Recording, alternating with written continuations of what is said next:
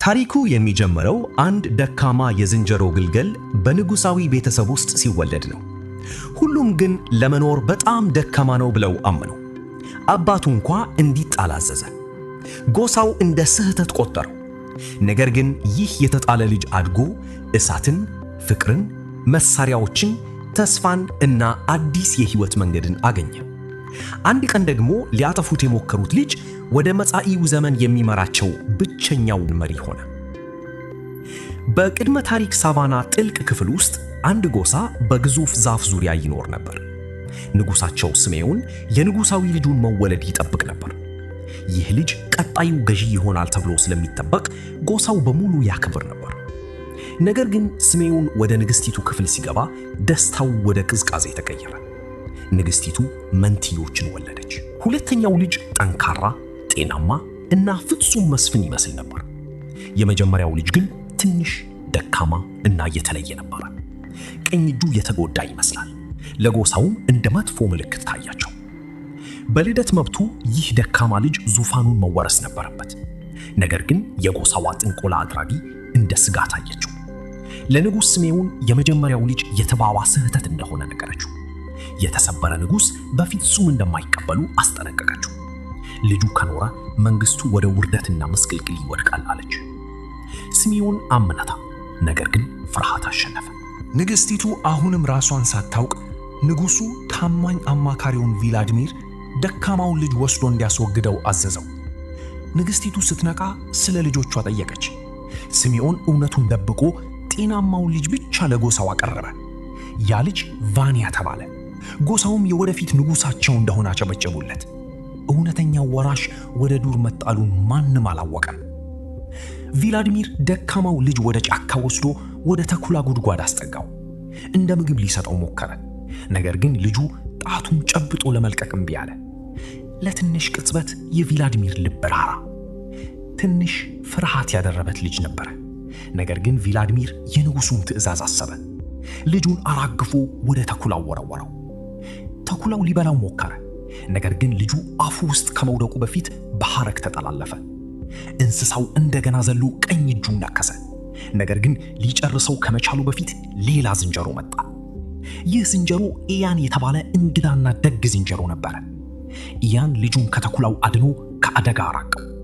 ልጁ እንዲራመድ ሊረዳው ሞከረ። ነገር ግን የልጁ ቀኝ እጅ በጣም ደካማ ስለነበር ኢያን በጀርባው አዘለው።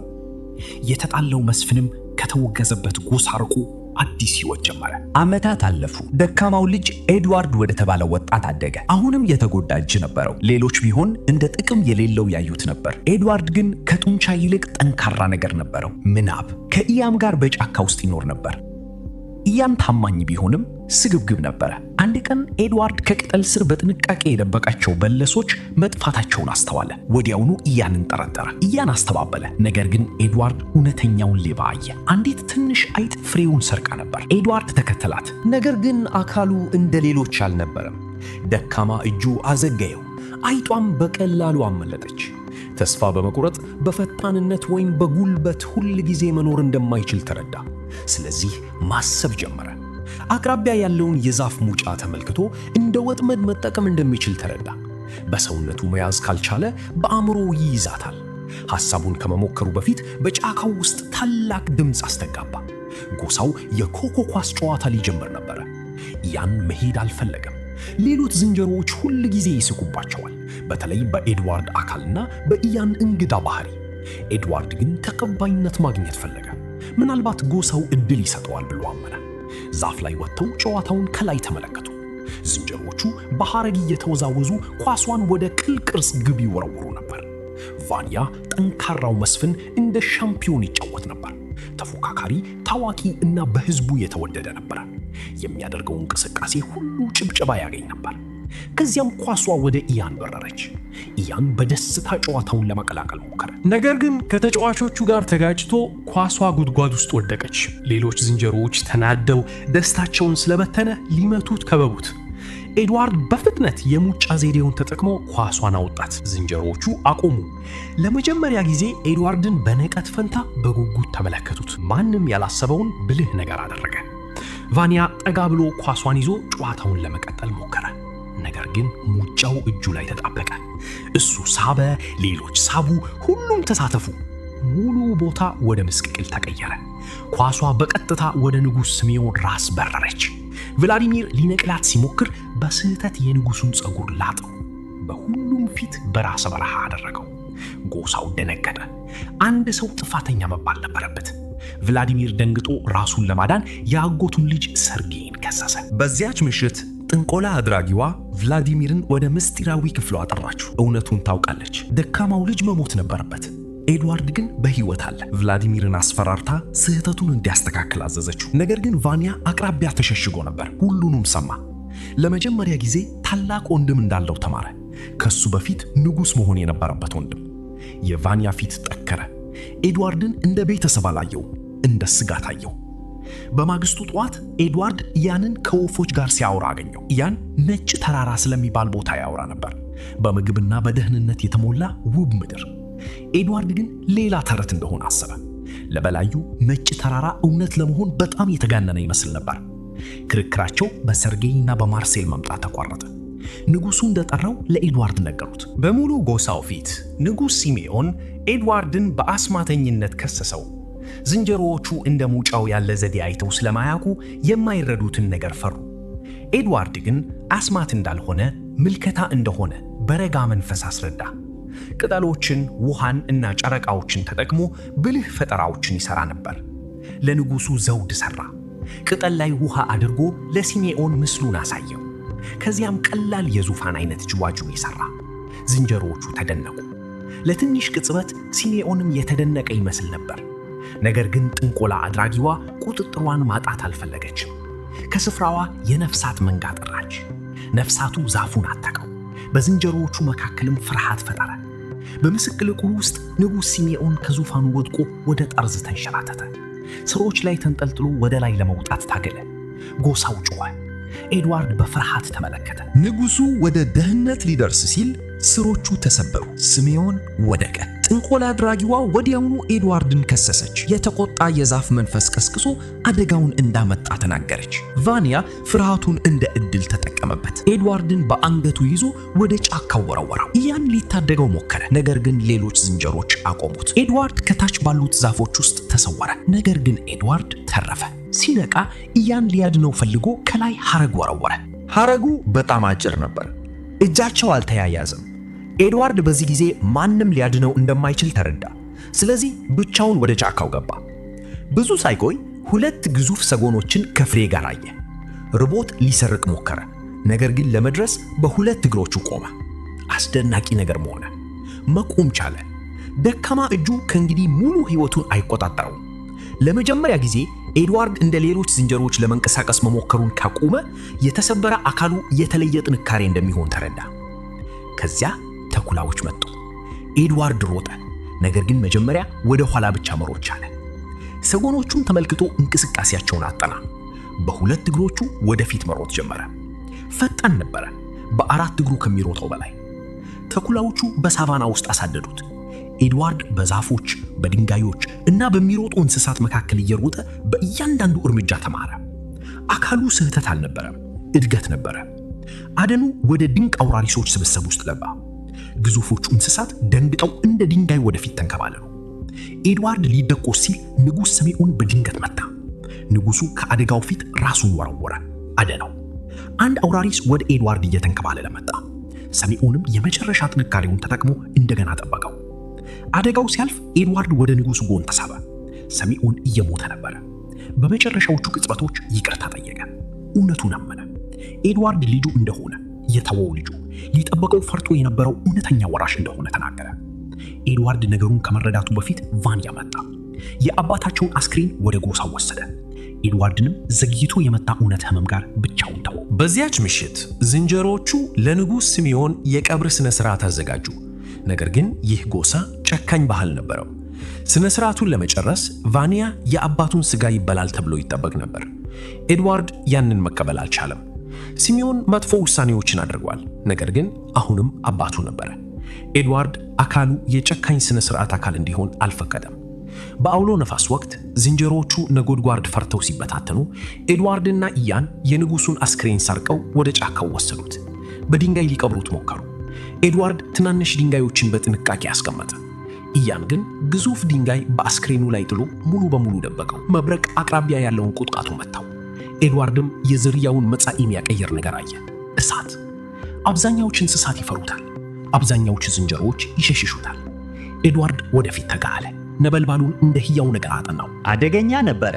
አዎ፣ ነገር ግን ብርሃን፣ ሞቅታ እና ጥበቃ ነበረ። ለመጀመሪያ ጊዜ ጫካው የሚፈራ ብቻ ሳይሆን የሚማሩበት ነገር እንደሆነ ተረዳ። አውሎ ነፋሱ እየጠነከረ መጣ።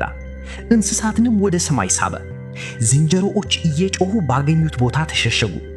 ቪላዲሚር ከተጠለለበት ቦታ ሁሉ ተገፍትሮ በመጨረሻ ወደ አውሎ ነፋሱ ውስጥ ተሳበ። ኤድዋርድም በምስቅቅሉ ውስጥ ተያዘ። በአውሎ ነፋሱ ውስጥ እንስሳት በአየር ሲሽከረከሩ አየ። በእነሱም መካከል ከቤተሰቧ የተለየች አንዲት እንስት ዝንጀሮ ነበረች። ደንግጣ ተስፋ ቆርጣ እየተሳበች ነበረ። ኤድዋርድ ልታደጋት ሞከረ። ነፋሱ ሁለቱንም እንደ ቅጠል ወረወራቸው። በዚህ ጊዜ ኤድዋርድ በፍጥነት አሰበ። በሐረግ ከዛፍ ግንዶች ጋር ራሱን አሰረ። እንስቷ ዝንጀሮ በእሱ አቅጣጫ ስታልፍ ያዛት፣ ባለውን ጥንካሬም ጨበጣት። ሐረጉ ተሰበረ፣ ወደ ገደል ወደቁ። ኤድዋርድ እግሮቹን ተጠቅሞ ወጣ። ሁለቱንም ወደ ደህንነት መለሳቸው። አውሎ ነፋሱ በመጨረሻ ሲቆም እንስቷ ዝንጀሮ ነቅታ ጠፈጠፈችው።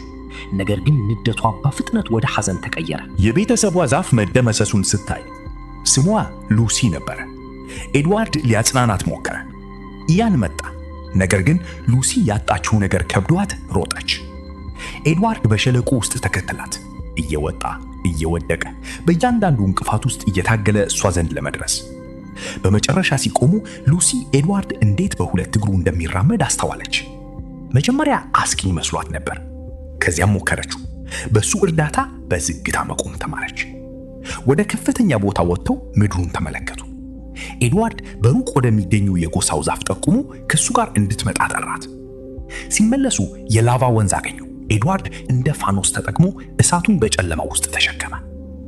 ጎሳው ከሉሲና ከእሳት ጋር ሲመለስ አየት። ደነገጡ፣ ተደነቁ፣ ፈሩ።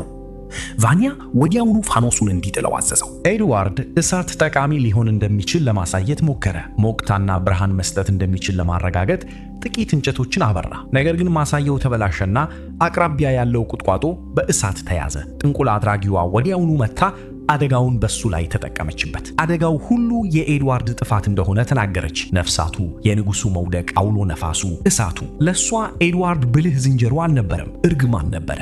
ጎሳው እንደገና በሱ ላይ ተነሳ። ኤድዋርድና ሉሲ ተባረሩ። የሚሄዱበት ቦታ ስለሌለ ወደ ተኩላው ጉድጓድ አመሩ። በሕፃንነቱ ኤድዋርድን ሊገደው የነበረው ተመሳሳይ እንስሳ በመንገዳቸው ቆመ። ነገር ግን በዚህ ጊዜ ኤድዋርድ እሳት ነበረው። ተኩላው እሳቱን ፈርቶ ወደ ኋላ አለፈ። ኤድዋርድና ሉሲ ጉድጓዱን አዲስ ቤታቸው አደረጉት። የአደጋን ቦታ ወደ መጠለያ ቀየሩት። ሉሲ በእሳቱ በጥንቃቄ እንዲጠቀም ነገረችው። ኤድዋርድ በዙሪያው የድንጋይ ክበብ ሰራ። ከመስፋፋት ይልቅ እንዴት መቆጣጠር እንደሚቻል ተማረ። በዚያች ምሽት አዲስ ነገር ሆነ። ኤድዋርድና ሉሲ ተሳሳሙ። ሁለቱም መሳሳም ለምን እንደሆነ ሙሉ በሙሉ አልተረዱም። ከዚህ በፊት ምንም ዝንጀሮ አላደረገውም። ነገር ግን ወደዱት። ስለዚህ ማድረጋቸውን ቀጠሉ። ሌሎች ዝንጀሮዎች በምስጢር ተመልክተው ድርጊቱን መገልበጥ ጀመሩ። ብዙ ሳይቆይ መሳሳም እንደ አዲስ ፈጠራ በጎሳው ውስጥ ተስፋፋ። ጥንቆላ አድራጊዋ ተናደደች። እያንዳንዱን ሰው ወደ መታዘዝ ለመመለስ የዛፍ መንፈስ የሚባለውን ጠራች።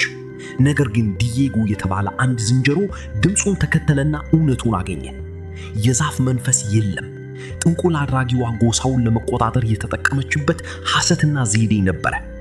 ዲዬጎ እውነቱን ሲገልጽ ዝንጀሮዎቹ ደነገጡ። የፈሩት ነገር ሁሉ በሐሰት ላይ የተገነባ ነበረ። አንድ በአንድ ግዙፉን ዛፍ ትተው አዲስ የህይወት መንገድ መፈለግ ጀመሩ። ጂዜላ ብቻ ከቫኒያ ጋር ቀረች። ከጨካኝነቱ በኋላ እንኳ ቦታዋ ከእሱ ጎን እንደሆነ አመነች። ሌሎች ዝንጀሮዎች የሚሄዱበት ቦታ ስለሌላቸው ምግብና መጠለያ ጠይቀው ወደ ኤድዋርድና ሉሲ ዋሻ መጡ። ሉሲ አልተደሰተችም። እነዚህ ኤድዋርድን ያፊዙበት፣ የካዱትና የጣሉት ተመሳሳይ ዝንጀሮዎች ነበሩ። እንዲሄዱ ፈለገች። ኤድዋርድ ንደቷን ተረዳ። ነገር ግን መጣል ምን እንደሚመስልም ያውቃል። ለነጠላ ምሽት ጎሳውን ለመመገብ ተስማማ። ከዚያ በኋላ መሄድ አለባቸው። ነገር ግን ነጠላ ምሽት ወደ ታላቅ ነገር ተቀየረ። በዋሻው ውስጥ ኤድዋርድ በዙሪያቸው ካለው ዓለም ድምፆችን ተጠቅሞ ዜማ ሰራ። ዝንጀሮዎቹ መዘመር፣ መደነስ፣ መሳቅ እና ምግብ መካፈል ጀመሩ። ለመጀመሪያ ጊዜ ከመኖር ባለፈ አብረው መኖር ጀመሩ። ሳምንታት አለፉ። ዋሻው ወደ መንደር አደገ።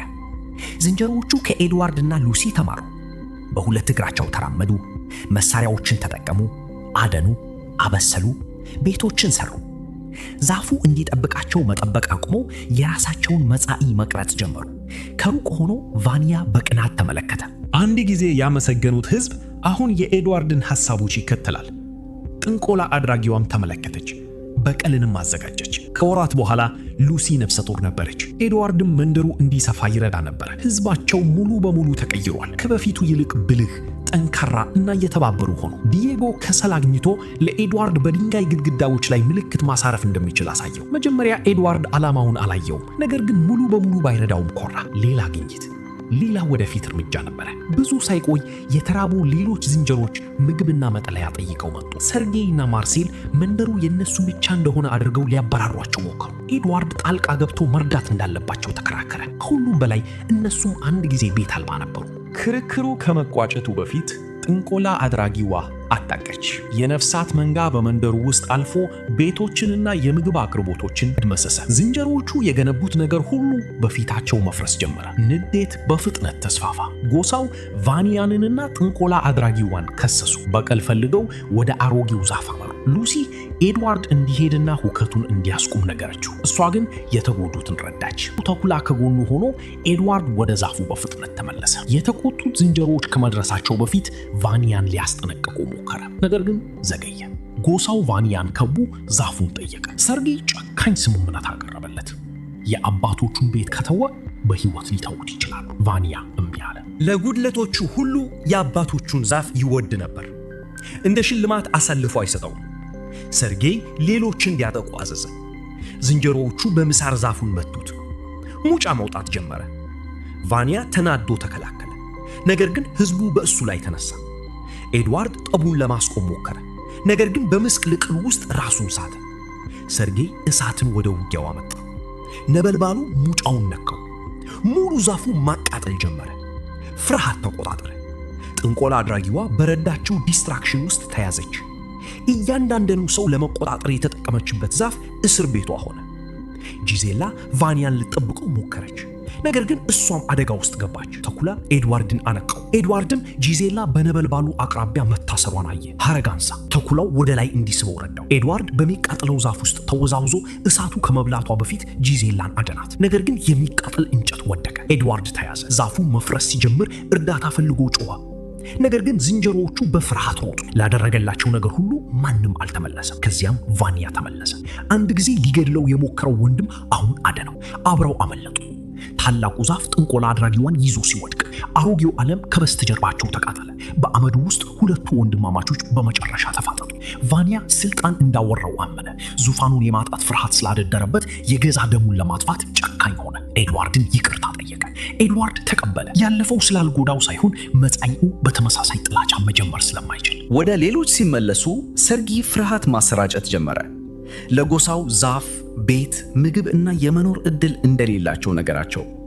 ዝንጀሮዎቹ መደናገጥ ጀመሩ። ለትንሽ ቅጽበት ተስፋ መቁረጥ ከእሳት ይልቅ በፍጥነት ተስፋፋ። ከዚያም ኤድዋርድ ወደ ላይ ተመለከተ። ወፎች በሰማይ ላይ ሲበሩ አየ። የኢያንን ታሪክ ማሰበ።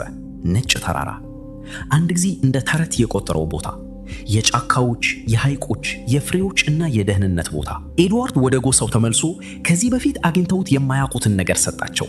ተስፋ፣ ሌላ ምድር እንደሚጠብቃቸው ነገራቸው። የተሻለ ቦታ፣ እንደገና የሚገነቡበት ቦታ። ተጠራጠሩ፣ ፈሩ፣ ነገር ግን ተከተሉት። ጉዞው ጨካኝ ነበረ። በጠንካራ ምድር፣ በረሃብ፣ በአውሎ ነፋስ እና በድካም አልፉ።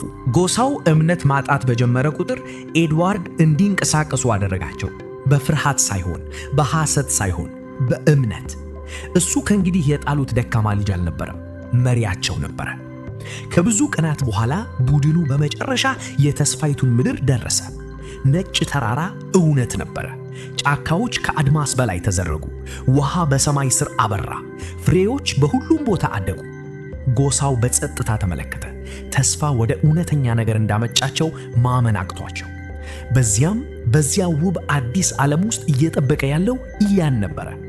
ኤድዋርድ ከብቸኛው አሮጌ ጓደኛው ጋር ተገናኘ።